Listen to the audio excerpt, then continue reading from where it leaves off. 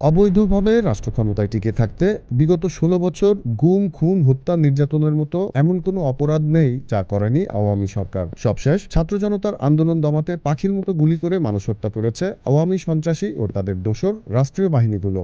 ৫ August ছাত্র জনতার অভ্যুত্থানের মুখে শেষ রক্ষা করতে না পেরে ভারতে পালিয়ে যায় শেখ হাসিনা। সেখানে বসেও থেমে নেই তার ষড়যন্ত্র। অন্তর্বর্তী সরকারকে ক্ষমতা থেকে সরাতে অব্যাহতভাবে উস্কানি দিয়ে যাচ্ছেন তিনি। এদিকে গণহত্যার দায়ে দেশে বিচারের মুখোমুখি হয়েছে হাসিনা সহ তার দোসররা। ছাত্র জনতার দাবির মুখে বিচারের আগ পর্যন্ত নিষিদ্ধ করা হয়েছে আওয়ামী লীগের সকল রাজনৈতিক কর্মকাণ্ড।